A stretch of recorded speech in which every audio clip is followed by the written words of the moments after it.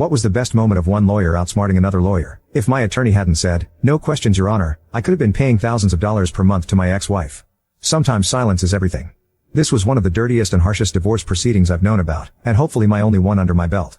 My soon-to-be ex-wife had disobeyed all of the court rules, had not provided most of the required disclosures and paperwork, and lied like a rug while on the stand.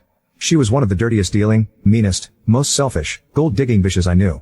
And this is not just me speaking about her like this because I despise her, it's a fact. Just one example of the lengths she would go to was to tell her sister to slug her in the face and mark her up within minutes of her being served the divorce papers.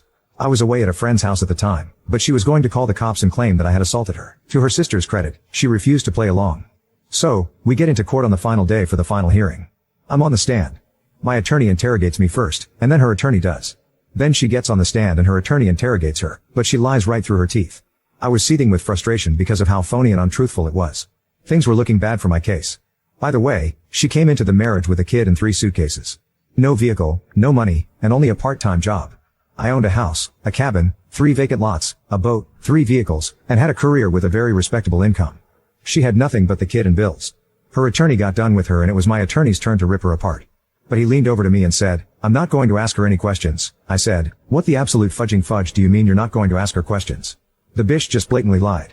You can completely tear her apart right now." He looked at me and paused, but I needed some answers. Reluctantly, my attorney asked the judge for 2 minutes out in the hall with me. It's not the best thing to do, but he did it.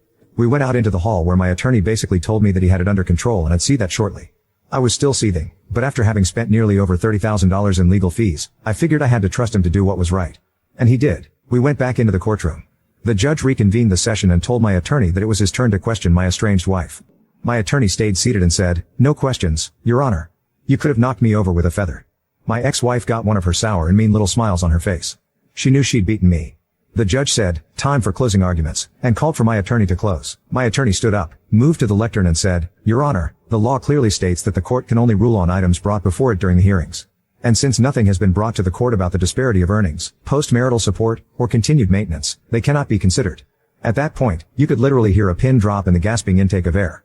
And you could see the color drain out of the faces of both my ex-wife and her attorney.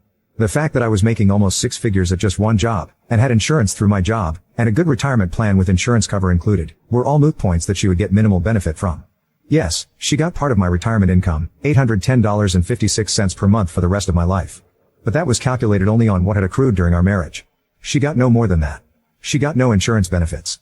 She got no earnings disparity payments to supplement her minimum wage income and indulge her champagne attitude. And she got no further opportunity to try to up the ante on what she could suck out of me. By being smart enough to stop at that point in the trial, and by not asking my ex-wife a single question, my attorney was able to prevent any further questions and the chance that her attorney might remember that she hadn't brought up any of those matters. If he had asked a single question to my ex-wife during his rebuttal phase, her attorney would have had another opportunity to bite the apple. My attorney was expensive. But, like the divorce, he was worth it.